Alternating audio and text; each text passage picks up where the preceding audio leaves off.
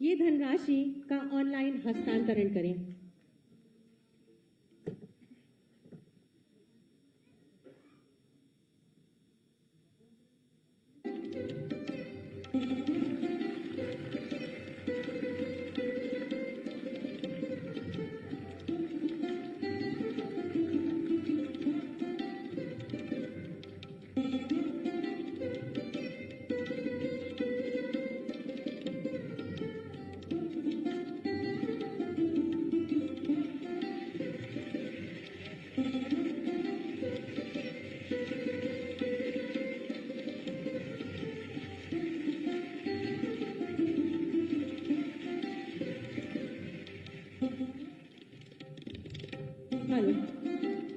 बहुत बहुत धन्यवाद और आप सबको ढेर सारी शुभकामनाएं।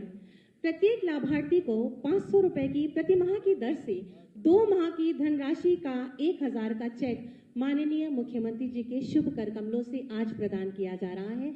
मैं अति आदर के साथ निवेदन करूंगी माननीय मुख्यमंत्री जी से कि इन लाभार्थियों को चेक वितरण करें। सर्वप्रथम श्री कैलाश कुमार जी शीघ्रता से मंच पर आएं।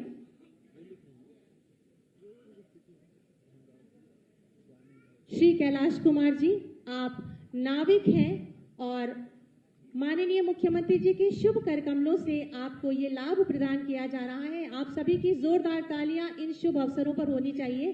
जोरदार तालियों के माध्यम से अपने प्रणाम मंच तक प्रेषित करें। श्रीमती बिजली पासी, श्रीमती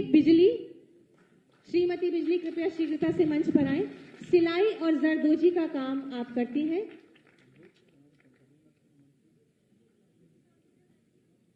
श्री आकाश प्रजापति,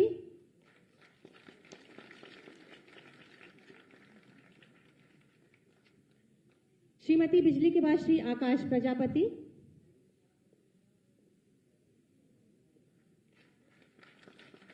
श्री आकाश प्रजापति के बाद श्री राहुल पटेल जी पत्थर तराशने का काम आप करते हैं।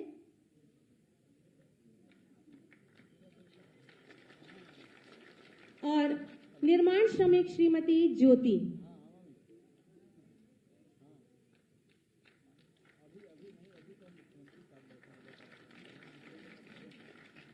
स्ट्रीट वेंडर श्री राजेश कुमार पासी जी, स्ट्रीट वेंडर श्री राजेश कुमार पासी जी और मनरेगा श्रमिक श्री छंगा प्रसाद जी।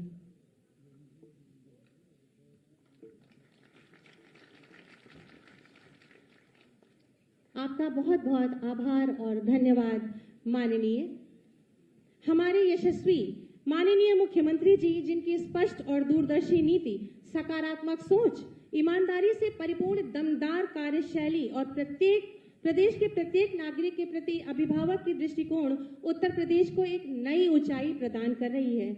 ऐसे ही माननीय यशस्वी मुख्यमंत्री जी, जिनकी प्रेरणा और अनवरत प्रयासों से प्रदेश आत्मनिर्भरता के नित नए सोपान चढ़ रहा है, उनसे अति आदर के साथ अनुरोध करूंगी कि अपने आशीर्वचनों से अभिसिंचित करें।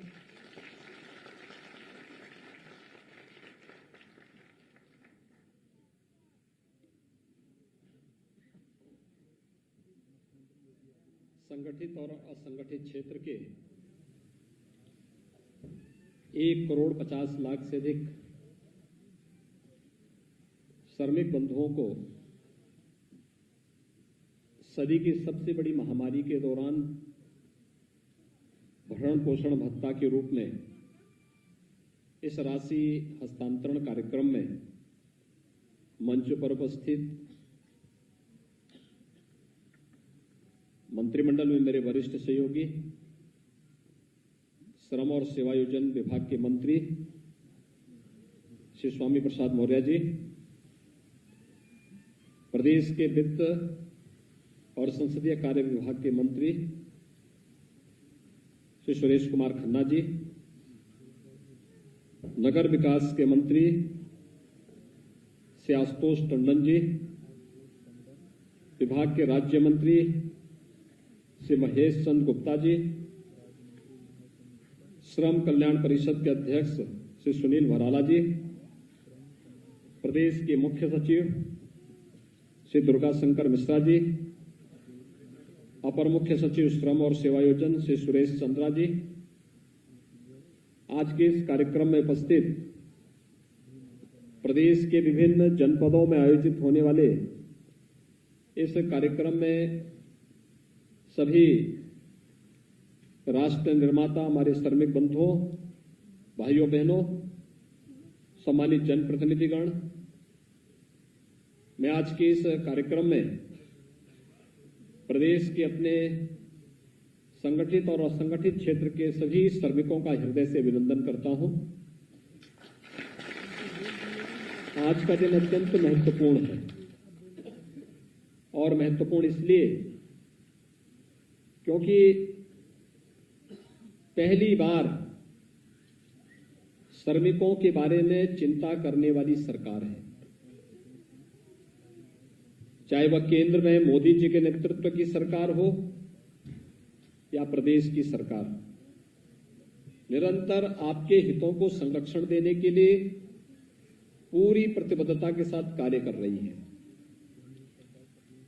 भाइयों बहनों, आपने देखा होगा 2017 के पहले श्रमिक शोषण का शिकार होता था, शासन की किसी भी योजना का लाभ नहीं पाता था, न उसके पास राशन कार्ड होता था, न उसके पास कोई ठिकाना होता था। अगर मकान जैसे तैसे बना भी दिया तो बिजली का कनेक्शन नहीं मिल पाता था। बरसात में कई कई दिनों तक भूखों रहने के लिए मजबूर रहना पड़ता था क्योंकि उसके बाद रसोई गैस के कनेक्शन नहीं थे। कोई बीमार हो गया तो मान लिया जाता था कि अब तो अंतिम गति तय है, क्योंकि स्वास्थ्य की कोई उचित व्यवस्था नहीं थी। लेकिन एक और प्रधानमंत्री मोदी जी ने जो कहा, सबका साथ और सबके विकास का, आज वह नारा चरितार्थ हुआ है। हर गरीब को मकान देंगे, हर गरीब को शौचालय देंगे, हर गरीब के घर में विद्युत का निःशुल्क कनेक्शन उपलब्ध करवाएंगे, हर गरीब को निःशुल्क रसोई गैस का कनेक्शन उपलब्ध करवाएंगे, हर गरीब को प्रदेश के अंदर हर गरीब को हम लोग स्वास्थ्य बीमा का कवर उपलब्ध करवाएंगे। और एक और जहां एक कार्यक्रम चले, वहीं साथ ही साथ अनेक प्रकार की योजनाएं, श्रम योगी मानधन योजना हो, जीवन ज्योति बीमा की योजना हो, जीवन सुरक्षा की बीमा योजना हो, या फिर वे सभी योजनाएं जिन योजनाओं से समाज के अंतिम पायदान पर बैठे हुए उन लोगों को जो वास्तव में नींव के पत्थर हैं, इनके जीवन में परिवर्तन लाया जा सकता है, उस प्रकार की योजनाओं को लाने का कार्य केंद्र और प्रदेश की सरकारें प्रारंभ की। आपने देखा होगा पहले श्रमिकों के बच्चों के लिए पहले पढ़ाई की व्यवस्था नहीं होती थी। वो बेसिक शिक्षा परिषद के स्कूल में भेजते थे, स्कूल में अपने बच्चों को। स्कूल में भवन है तो शिक्षक नहीं, शिक्षक है तो भवन नहीं, और अगर दोनों है भी तो पेयजल की व्यवस्था नहीं, टॉयलेट की व्यवस्था नहीं, मिड डे मील नहीं मिल पाता था, बच्चों के लिए यूनिफॉर्म नहीं मिल पाता था।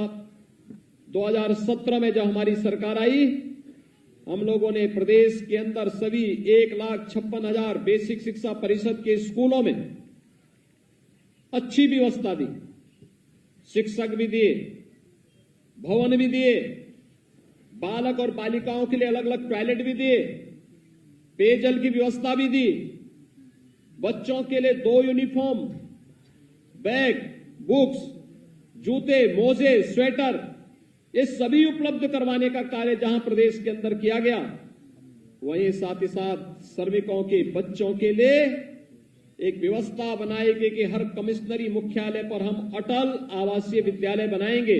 अटल आवासीय विद्यालय के माध्यम से जो श्रमिक खाना बदोश की तरह घूमता है, आज लखनऊ में है, अगले दिन अयोध्या में, चौथे महीने वहां से गोरखपुर चला गया, फिर 8वें महीने काशी चला गया। काम कर रहे हैं, काम पूरा हुआ, फिर वो अगले यात्रा पे निकल पड़ता था और उसके कारण उसके बच्चे नहीं पढ़ पाते थे। अब सरकार ने तय किया है कि ये निर्माण का कार्य करेंगे और बच्चों को पढ़ाने, अत्याधुनिक सुविधाओं से युक्त स्कूलों में पढ़ाने का कार्य सरकार करेगी। अटल आवासीय विद्यालय पूरे प्रदेश के अंदर सभी कमिश्नरी मुख्यालय में इसीलिए स्थापित किए जा रहे हैं। हमारा प्रयास है कि इस सत्र में हम उन विद्यालयों को प्रारंभ कर सके। पहले गरीब कन्याओं की शादी के लिए शादी ब्याह की व्यवस्था नहीं थी। श्रम यानी समाज कल्याण विभाग से मात्र 20,000 रुपए मिलते थे। वो भी तब मिलते थे जब शादी संपन्न होती थी, उसके 2 महीने के बाद भी नहीं मिल पाती थी। उसमें भी लूट खसोट अलग थी, क्योंकि जैसी पिछली सरकार की मंशा थी वैसे उसके परिणाम भी थे। अगर 20,000 रुपया मिलना था तो बेचारे तक 10,000 भी नहीं पहुंच पाता था। लेकिन हमारी सरकार आई, हम लोगों ने कहा नहीं, इस राशि को बढ़ाया जाना चाहिए। और भाइयों बहनों, हम लोगों ने मुख्यमंत्री सामूहिक विवाह की योजना लागू की। कोई भी कन्या, गरीब कन्या कोई भी है, उसके शादी ब्याह की जिम्मेदारी सरकार उठाएगी। 51,000 रुपए हम गरीब कन्या की शादी के लिए देते हैं। और श्रम विभाग ने तो गरीब कन्याओं की शादी के लिए 75,000 रुपए तक की राशि देना प्रारंभ किया। कई जगह में स्वामी प्रसाद मौर्य जी ने कई जगह कार्यक्रम आयोजित किए जिसमें मुझे जाने का अवसर प्राप्त हुआ था। वहां पे मैं देखता था गरीब कन्याओं की शादी में, यानी जिनको कोई पूछता नहीं था पहले, जिनका शोषण होता था, आज उनके यहां आयोजन में, लड़की की शादी में मुख्यमंत्री जा रहे हैं, मंत्रीगण जा रहे हैं, अधिकारीगण जा रहे हैं। उनके बच्चों के लिए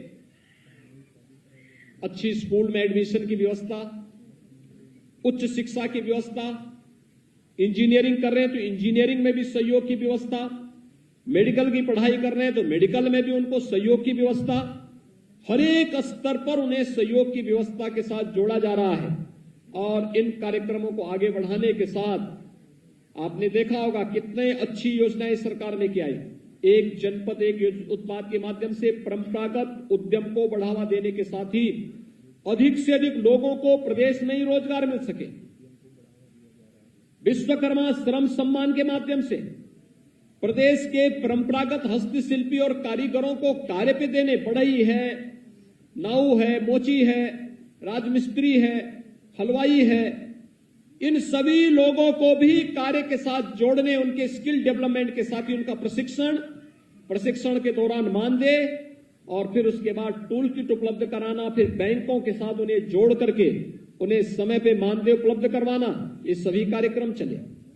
और कोरोना कालखंड के अंदर उत्तर प्रदेश पहला राज्य था जिसने भारतीय मजदूर संघ के साथ मिलकर के एक व्यवस्था बनाई थी कि हर श्रमिक को हम 2 लाख रुपए की सामाजिक सुरक्षा की गारंटी देंगे और 5 लाख रुपए की स्वास्थ्य बीमा का कवर भी देंगे।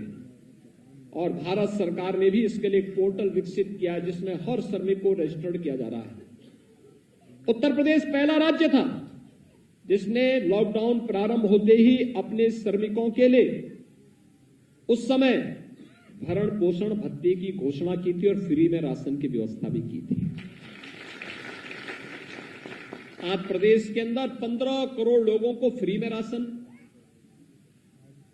आज प्रदेश के अंदर श्रमिकों को भरण पोषण भत्ता, 54 लाख लोग परिवारों को उस समय भरण पोषण भत्ता हम लोगों ने कोरोना के दौरान दिया। और इसके साथ ही प्रदेश के अंदर जो 40 लाख कामगार और श्रमिक आए थे, लोग सोचते थे क्या करेंगे। हमने कहा उत्तर प्रदेश इतना बड़ा है, ये 40 लाख लोग उत्तर प्रदेश के ही हैं, उत्तर प्रदेश में ही कार्य करेंगे और उत्तर प्रदेश इनके कार्य करने से समृद्ध होगा। उत्तर प्रदेश पर ये बोझा नहीं, बल्कि उत्तर प्रदेश की उपलब्धि है कि ये लोग अपने घर में वापस आए हैं, उनको घर में ही हम काम दे देंगे। लेकिन जिन राज्यों को छोड़ करके जाएंगे, जिन लोगों ने इनको उपेक्षित किया, प्रताड़ित किया, भगाया है, आप देखना वहां पर समस्या खड़ी होगी। और हुआ ही वही।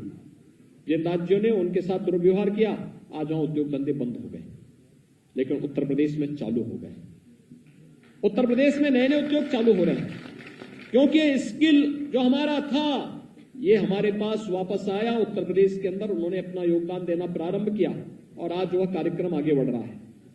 भाइयों बहनों, पहली और द्वितीय लहर के दौरान प्रदेश सरकार ने फ्री में राशन की व्यवस्था, केंद्र सरकार ने भी फ्री में राशन की व्यवस्था की, फ्री में टेस्ट, फ्री में उपचार, फ्री में अन्न योजना और फ्री में वैक्सीन, सबको वैक्सीन ने प्रधानमंत्री मोदी जी ने सबको दे दिया। आज तो 15 से 18 वर्ष के बच्चों को भी वैक्सीन लगनी प्रारंभ हो गई। मैं स्वयं भी एक सेंटर में गया था। कितना उत्साह है हमारे बच्चों में, 15 से 18 साल के नवयुवकों में कितना उत्साह है। हर व्यक्ति उत्साह, बालक बालिकाएं लाइन में खड़ी थी, बैठी हुई थी। मैं गया उनके मिलने के लिए, उन्होंने कहा नहीं हम भी वैक्सीन लेना चाहते हैं। मैंने कहा वैक्सीन? उन्होंने कहा एक कोरोना कवच है, कोरोना से सुरक्षा कवच है, और एक कोरोना कवच देश की कोरोना के खिलाफ लड़ाई में भी मदद कर सकता है, और इसलिए हम लोग इस लड़ाई में सहभागी बनने के लिए आए हैं। और भाइयों बहनों, आज से कार्यक्रम प्रारंभ हुआ है। मैं आप सबसे अपील करूंगा, जिन लोगों ने वैक्सीन लिया है वो अच्छा काम किया, जिन्होंने अभी तक नहीं लिया है उनको बोलेंगे कि कोरोना का वैक्सीन जरूर ले लेंगे। ये कोरोना से उन्हें एक सुरक्षा कवच देगा, और कोरोना का वायरस अब कमजोर पड़ रहा है, धीरे धीरे समाप्त हो जाएगा। लेकिन आपके पास अगर वैक्सीन लेकर के एक सुरक्षा कवच है तो यह न केवल कोरोना में बल्कि हो सकता है कि अन्य विषाणु जनित बीमारियों में भी यह सुरक्षा का काम कर सकता है, और इस दृष्टि से हमें इसको समय से ले लेना चाहिए। लेकिन मैं पूछना चाहता हूं, आज हम 15 करोड़ लोगों को फ्री में राशन दे रहे हैं, 43 लाख गरीबों को हम लोगों ने प्रदेश में एक एक आवास उपलब्ध करवाया है, 2 करोड़ 61 लाख परिवारों को एक एक शौचालय उपलब्ध ग्रामीण क्षेत्र में ग्रामीण और शहरी क्षेत्र में करा दिया है, 58,000 ग्राम पंचायतों में सामुदायिक शौचालय बन गए हैं, 1 करोड़ 43 लाख परिवारों को हम लोगों ने फ्री में विद्युत के कनेक्शन उपलब्ध करवाए हैं, 1 करोड़ 56 लाख परिवारों को रसोई गैस के कनेक्शन उपलब्ध करवाए हैं, 6 करोड़ लोगों को केंद्र सरकार की ओर से स्वास्थ्य बीमा का निःशुल्क कवर दिया गया है, 5 लाख रुपए सालाना, और राज्य सरकार ने 60 लाख परिवारों को यह सुविधा उपलब्ध करवाई है। 60 लाख का मतलब 3 करोड़ लोगों को राज्य सरकार के स्तर पर हम लोगों ने सुविधा उपलब्ध करवाई है। भाइयों बहनों, प्रदेश वही, प्रशासन वही, सरकार बदलने से कितना परिवर्तन होता है, और होता भी क्यों नहीं, क्योंकि पहले गरीबों का यही पैसा बड़े बड़े उन नेताओं के घरों को भरता था जो आज जेसीबी चला करके निकाला जा रहा है। नोट की गड्डियों को निकलते हुए आपने देखा होगा। और अब तो जो लोग लूट मचाए थे वे स्वीकार भी कर रहे हैं और कह रहे हैं ये पैसा हमें मौका मिला था तो हमने कर दिया, और कह रहे हैं कि अब चुनाव आयोग हस्तक्षेप करे, ये छापेमारी न ही होगी तो फिर चुनाव के बाद में करना। यानी चीजें दिखाती हैं कि चोर की दाढ़ी में तिनका। ये चीजें दिखाती हैं गरीबों को लूटते थे, श्रमिकों के अकाउंट पर डकैती डालते थे, विकास के कार्य में बाधक बनते थे, प्रदेश के विकास को आगे नहीं बढ़ने देते थे। और आज प्रदेश विकास के साथ तेजी के साथ आगे भी बढ़ रहा है, लेकिन साथ साथ हर गरीब को, हर गांव को विकास की योजनाओं के साथ जोड़ रहा है। और आज ये वही योजना है जिसमें 3 करोड़ 81 लाख कामगार और श्रमिकों को हम लोग इस योजना के साथ जोड़ रहे हैं। लेकिन चूंकि अभी 1 करोड़ 50 लाख कामगार और श्रमिकों के अकाउंट की वेरीफाई ही कर पाए हैं, इसलिए उनको हम लोगों ने तय किया कि कोरोना की 3rd वेव की जो आशंका व्यक्त की जा रही है यद्यपि खतरनाक नहीं है, लेकिन फिर भी सतर्कता की दृष्टि से कि अगर कोई फ्री में राशन दिया जा रहा है, राशन के साथ दाल भी उनको उपलब्ध करवाया जा रहा है, खाद्य तेल भी उपलब्ध करवा रहे हैं, अंत्योदय परिवारों को 1 किलो चीनी, 1 किलो नमक भी उपलब्ध करवाया जा रहा है, लेकिन फिर भी सतर्कता की दृष्टि से अगर कहीं कोई ऐसी स्थिति आती है, उन स्थितियों में कोई भूखों न मरे, किसी के सामने भूखमरी की स्थिति न पैदा हो, इस दृष्टि से सरकार की जिम्मेदारी बनती थी कि हम इस दिशा में प्रयास करें। और आज इसीलिए सरकार ने तय किया है कि अगले 4 महीने तक हर महीने 500 रुपए भरण पोषण भत्ता इन 3 करोड़ 81 लाख परिवारों को उपलब्ध करवाने का कार्य राज्य सरकार अलग से उपलब्ध करवाएगी, जिसमें पहली 2 किस्त 1.5 करोड़ श्रमिक और कामगारों की आज यहां पर जारी कर दी गई। ये उनके खाते में पैसा पहुंच गया और पैसा पहुंचने के साथ ही उन लोगों के पास अगले 2 महीने के लिए यह भरण पोषण भत्ता उपलब्ध कराया जा चुका है। बाकी लोगों का वेरीफाई करने के साथ ही जैसे उसको वहां से बैंकों के साथ हम इसको जोड़ेंगे, बाकी लोगों का भी पैसा धीरे धीरे करके अब उनके खाते में जाता हुआ दिखाई देगा। लेकिन भाइयों बहनों, कोरोना के खिलाफ इस लड़ाई को आगे बढ़ाने में आप सब ने योगदान दिया है और सरकार इसीलिए इसमें जो श्रमिक आए हैं, एक तो रजिस्टर्ड श्रमिक हैं, जो निर्माण श्रमिक हैं, वो बीओसी बोर्ड के माध्यम से उन्हें एक राशि उपलब्ध करवाई जा रही है, लेकिन साथ साथ असंगठित क्षेत्र के वे तमाम लोग हैं, जिसमें ठेला है, खोमचा है, रेड़ी है, कुली है, पल्लेदार है, नाविक है, मनरेगा मजदूर है, खेतीहर मजदूर है, वे तमाम लोग हैं जो डेली कमाते हैं और फिर अपना भरण पोषण उसके माध्यम से प्राप्त करते हैं। और मुझे लगता है इस कार्यक्रम को आगे बढ़ाने के साथ इसके साथ सफाई कर्मियों को भी इसके साथ जोड़ना चाहिए, क्योंकि सफाई कर्मी फ्रंट लाइनर है। अगर उन्हें कहीं से सुविधा नहीं मिल पा रही है तो उन्हें भी इस सुविधा के साथ जोड़ा जाना चाहिए, क्योंकि उन्होंने कोरोना कालखंड में स्वच्छता अभियान में बेहतरीन उपलब्धि हासिल की है। उनको भी इस अभियान के साथ जोड़ने का कार्य करेंगे।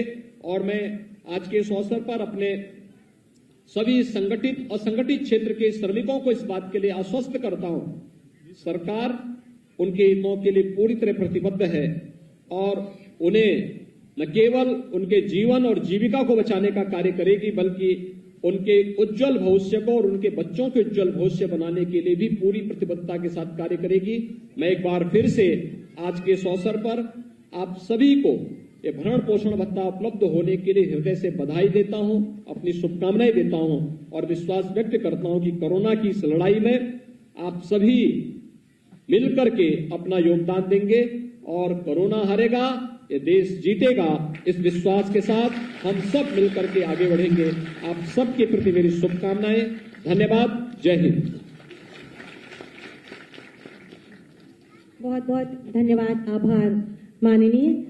माननीय मंत्री श्रम एवं सेवा योजना से निवेदन है कि माननीय मुख्यमंत्री जी